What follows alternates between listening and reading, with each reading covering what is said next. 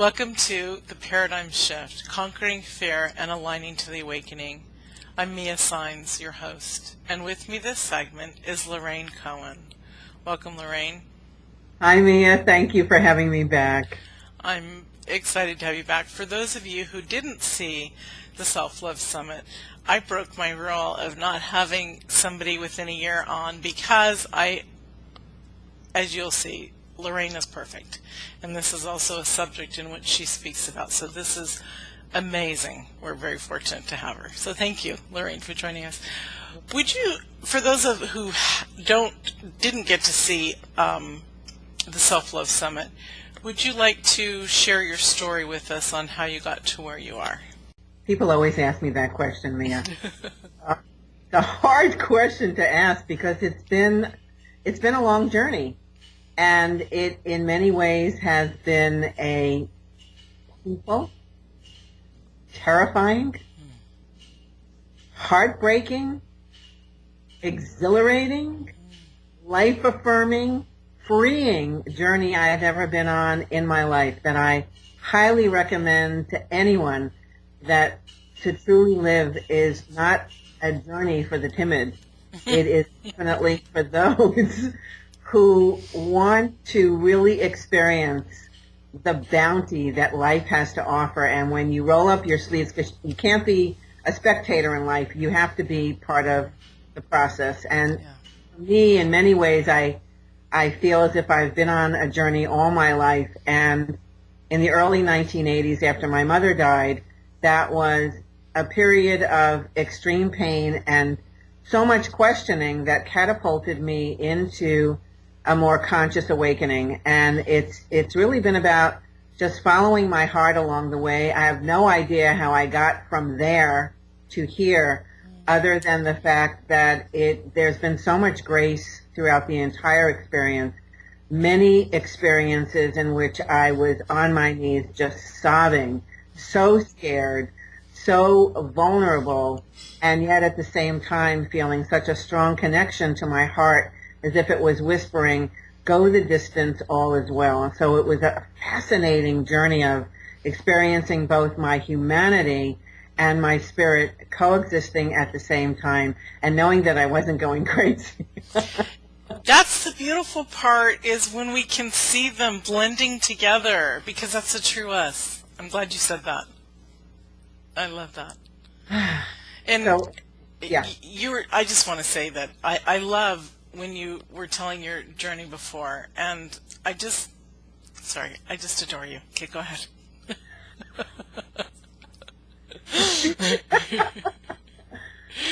You know, I kind of feel like in this summit, you and I are going to have this conversation, and people listening are kind of like flies on the wall. Exactly. Here, this very somewhat personal, and what I hope is a poignant and a hopeful conversation for a lot of people as we talk about fear. Yes. There were several moments, I shared this many times, that in the early 1980s, right after my mother died, I went through what I would describe as spiritual earthquake. And I have shared that it felt as if I was standing in rubble, and all of my protections seemed to have fallen apart. And it was a terrifying time, and it was also the first time I ever prayed. And there's been so much grace that has brought the right people into my life, the circumstances, the resources, the money, all of that at different times when I've really felt on my knees. And about 13 years ago, when I was getting ready to buy my first house, I experienced like a 50% drop in my income inside of about 6 months, which put me into a tailspin. And it was the first time that I ever experienced terror. Fear was not a stranger to me. I've done things in fear. This felt very different. It felt almost paralyzing at times, and I could understand so much of what my clients were explaining to me when they told me what terror felt like for them. because I was right in the grip of that. And I also had the awareness. I'm so grateful for the journey that I've been on, which has given me these snippets of insight at those times when I've needed it so desperately, that what I was experiencing at that time was going to be part of my life purpose in helping people to navigate their way through fear, to triumph through fear, and to learn how to be with fear and to go to the other side so that they could really stand in their power and their courage. So while I was going through this, and I have to tell you, I fought and kicked and screamed, but not once did I ask for it to be taken away, because I knew how important it was for me to learn how to do that so that I could be of service to other people. And I'm so grateful that I know how to work through fear and to do it in a way that really harnesses your power so that you become a conscious creator of your life without changing your relationship with fear.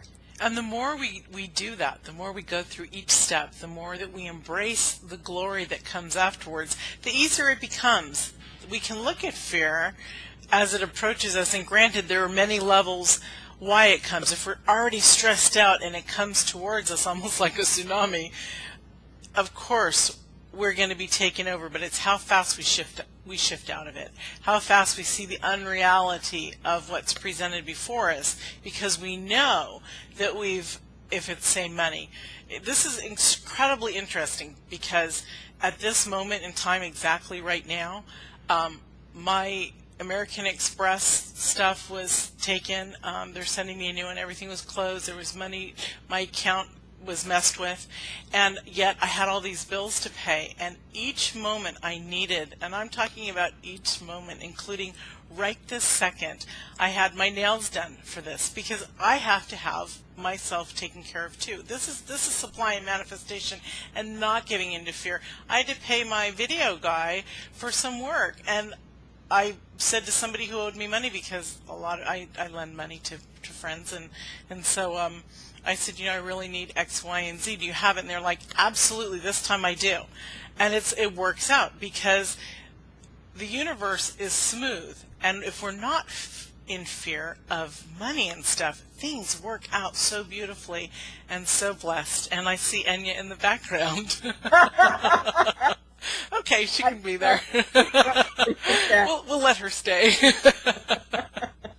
So I love that you talked about that too, because that is one of the that's almost like death to people, is not having supply, or their idea of not having their manifestation, their demonstration, their abundance, their necessary.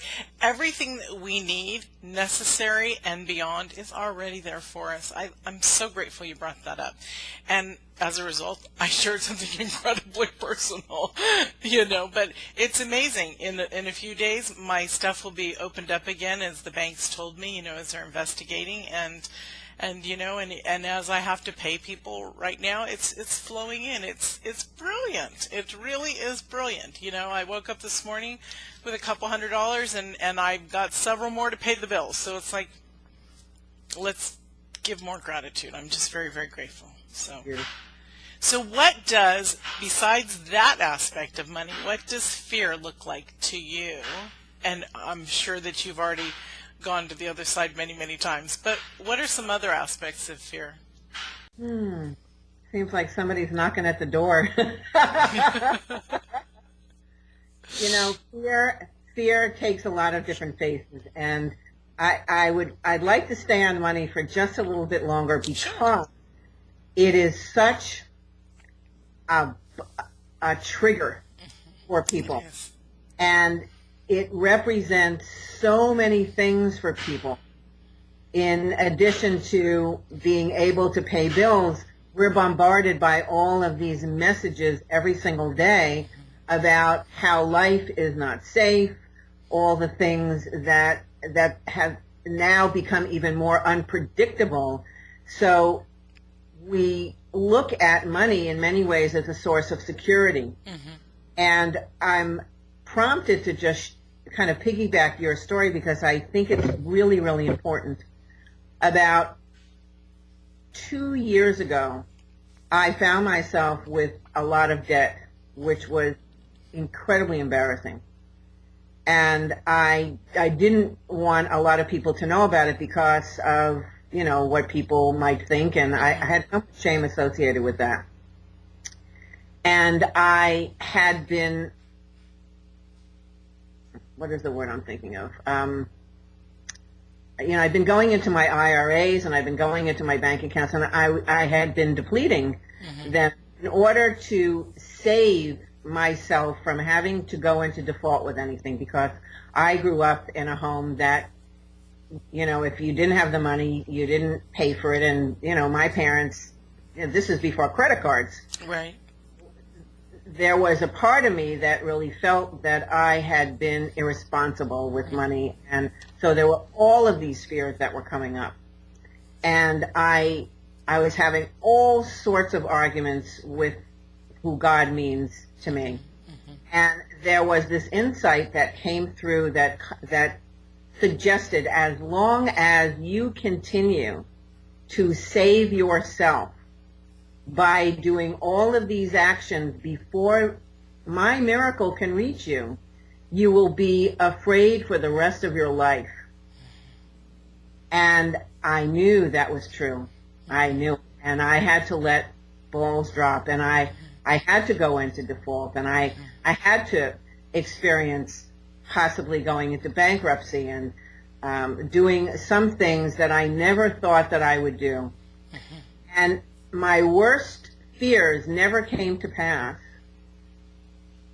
because God was there for me every time. Now, things are still being worked through, but the sense of trust that I have and the fear about money has shifted dramatically. In fact, fears in general has shifted dramatically. I can't even tell you why, but when I think about when I feel fear, which at one point was probably at a 10, now when I experience fear, it's at a 1 or a 2.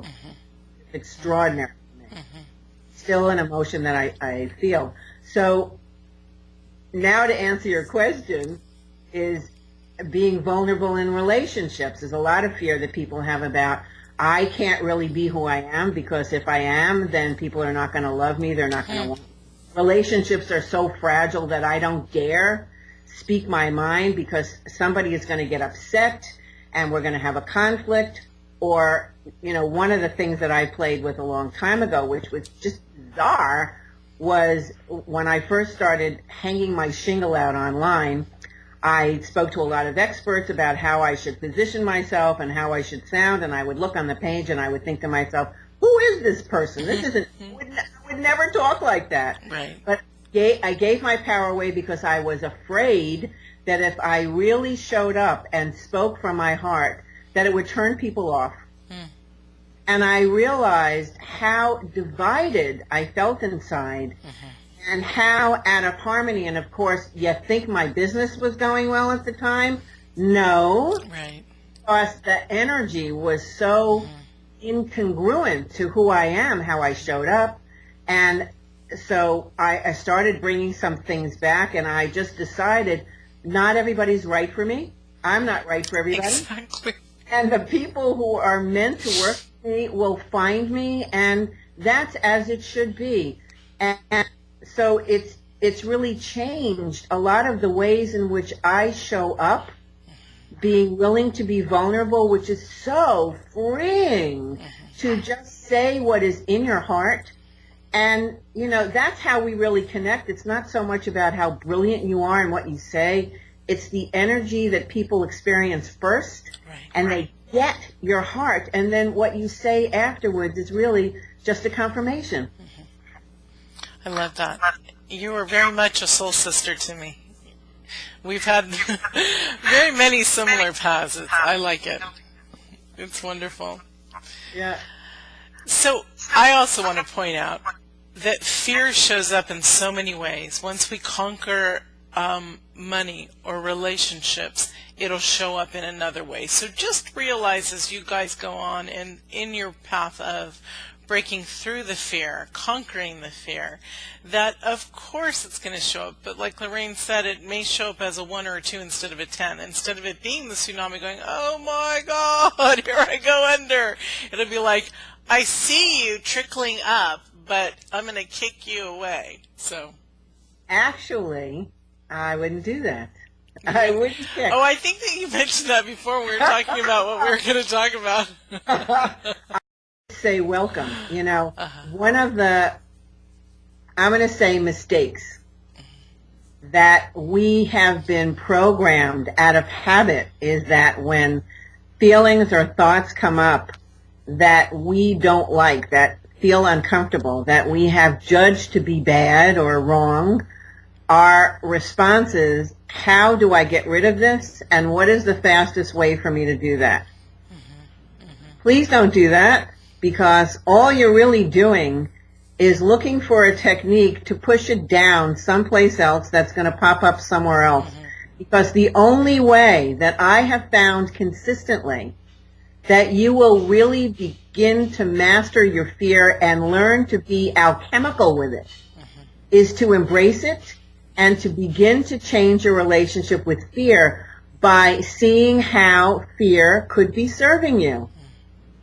You know, when I mention that to people, I can see the wheels turning. What does she mean? How could fear possibly be of service? Let me throw a couple of things out to you, okay? And what I invite you to do as you listen to this, maybe just close your eyes for a couple of moments. Just feel the resonance of it, okay?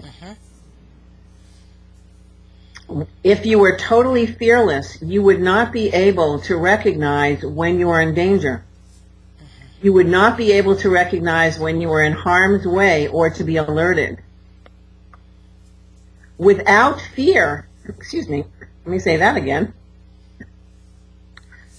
Without fear, you would not realize that you were disconnected from your higher nature.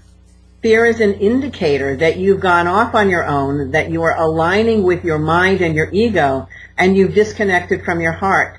Isn't that wonderful to know that when fear comes up, that one of the first things that you can do to come into greater harmony and power is to reconnect with the source that lives inside of you. When fear comes up, it also alerts you to when you might need to set a boundary or to speak up for yourself.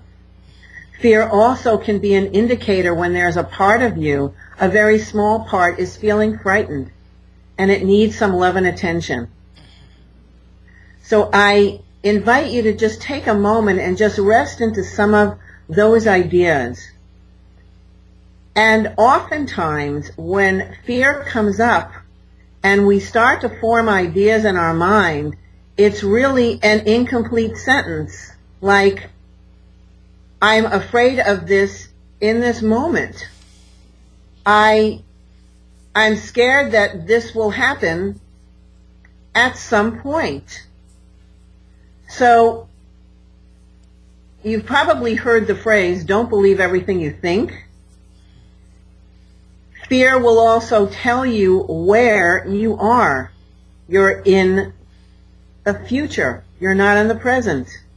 Or it'll show you that perhaps you're ruminating about the past, experiencing or expecting that something that happened back then is going to happen again now. So that information can be so freeing to let you know that you're not in this here and now moment. Now just imagine being aware of some of these ideas and being able to stop and breathe,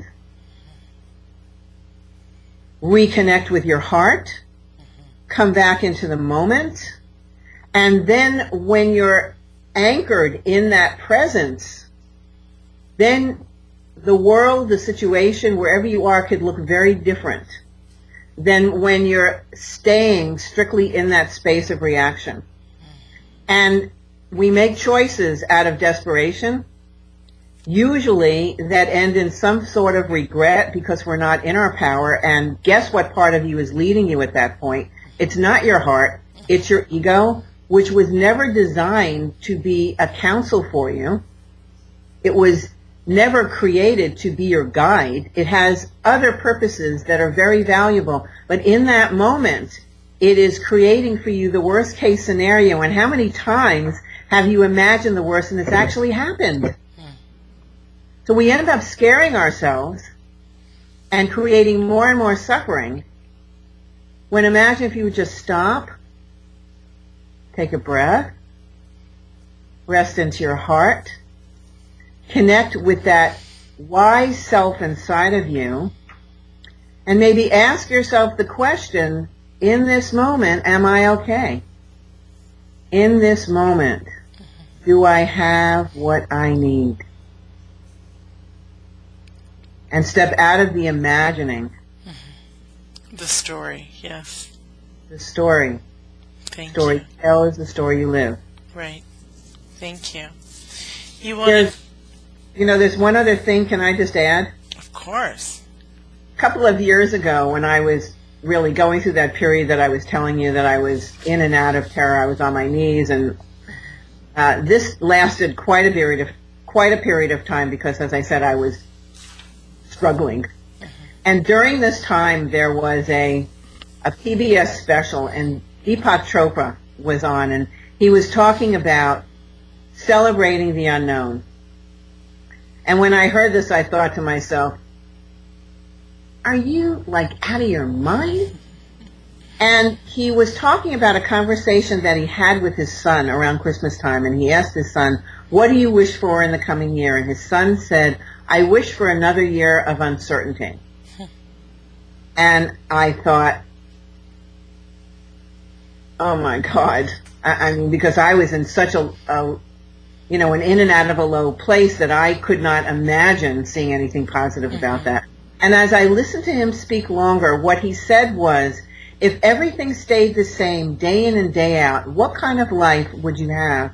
Where would you have any opportunity to experience any kind of change or newness or freshness or expand or grow in any way? So if you could begin to see uncertainty as a creative expression, a pathway to possibilities, then fear around the unknown could dramatically change. So it could move from, oh my God, what's going to happen next, to, wow, I wonder what's going to happen next. Yeah. Gotham's really cool. He's a cool guy. Yeah.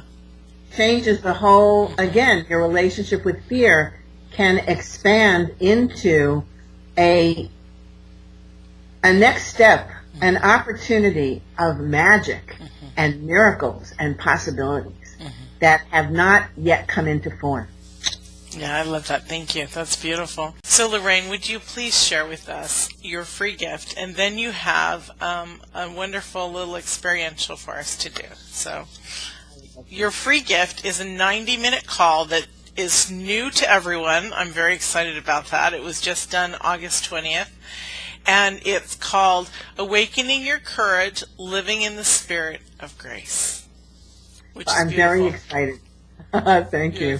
I was interviewed by a very dear friend of mine, Michelle Mayor, on August 20th, and this was the topic that we talked about. And it brings, I think, some new perspectives on how to awaken your courageous heart in this new energy that we're in right now, and how to open your heart and your life by living in the spirit of grace. And in this, I shared what I teach in my programs that I call the grace release process, that will guide you through any emotional charges that you are experiencing so that you can release it permanently without stuffing it down, as I described before, and you can begin to experience more peace in your life. And one thing that I just want to mention that is confusing to a lot of people who get frustrated when they're working on things and, why is this still coming up? I thought I was done with this. Please take that phrase, wrap it in a plastic bag, and toss it out the window, because there's no done. Please understand that. When we're dealing with patterns and energy blocks, just think of it like a physical structure. And when we're working on releasing, we can release like 2 of the floors, but the structure is still in place. So just know that it's a work in progress. And what this particular special audio will help you to do is to learn how to begin to release even more in a way that is not only empowering, but also helps you to create a deeper connection with your higher nature. And I'm very excited about offering it. It's wonderful. Thank you. I'm very excited about it. Thank you. Okay, so you're going to do an experiential where we had talked before about fear and also getting in alignment with our divine core, and how those two, when we look at fear and we are in alignment with our divine core, how we can move through it gracefully as we learn from it. So take it away. So what I invite everybody to do now is to gently close your eyes.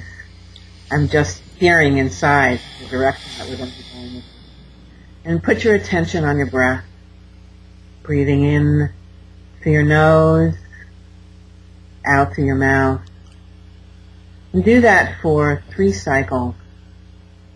Imagine that as you're breathing in the energies of love and peace, and that you're breathing out anything that is contrary to love and peace, that is no longer serving you.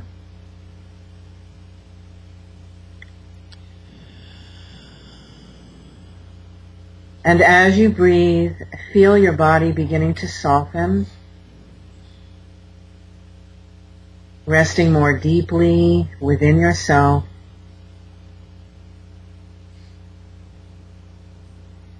And I invite you, in whatever your relationship is with whoever the divine higher power, Jesus, your higher nature, whatever that relationship is for you, to have the intention of inviting that presence to fill your body with its consciousness and rest in your heart.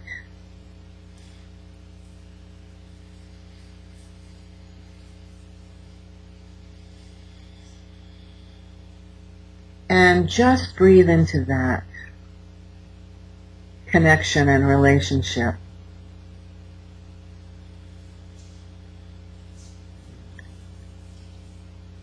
This presence is always with you, living within you,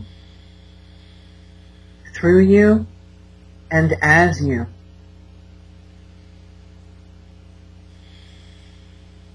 It is with you in every moment, through every experience, through every emotion.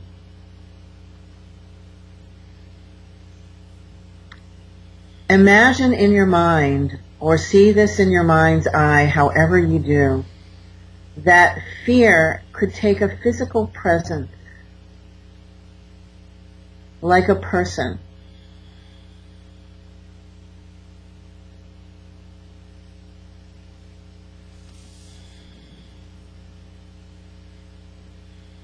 Notice or sense the form that it takes.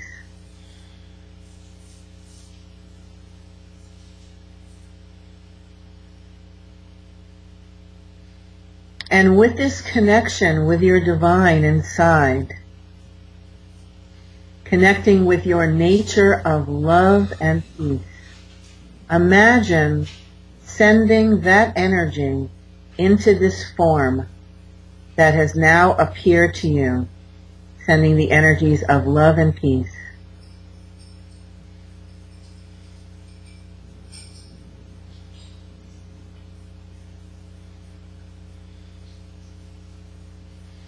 Imagine in your mind that fear can now become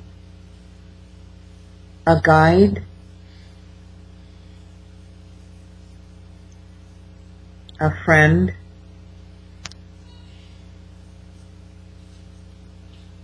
a partner in your life.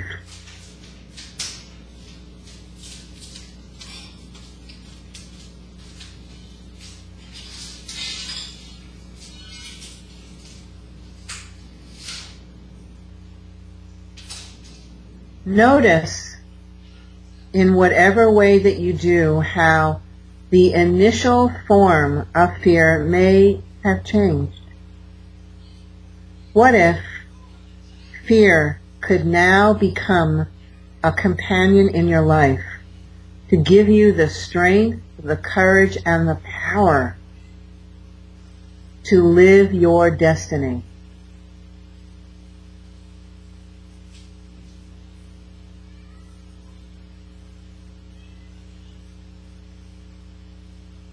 Fear can take on whatever identity you give it, by the energy that you give it.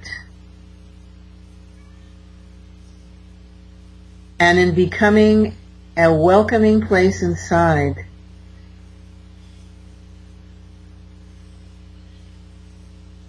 to receive the gift of fear,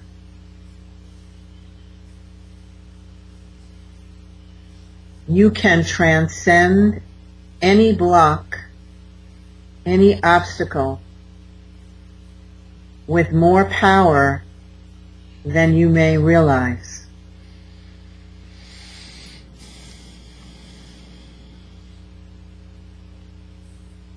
And remember that this divine presence exists in everything, including emotions. So also imagine that in the essence of your fear is the presence of the divine.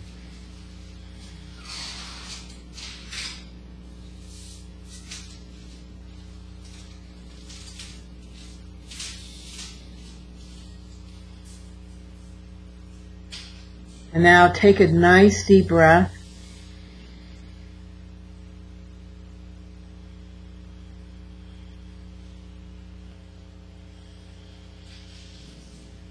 Releasing this image of fear, or taking it into your heart,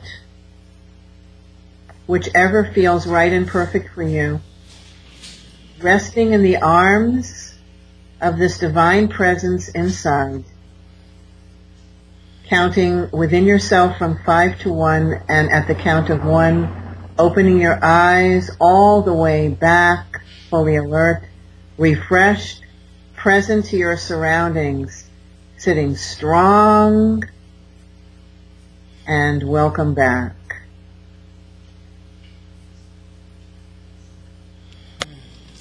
Thank you. That was beautiful.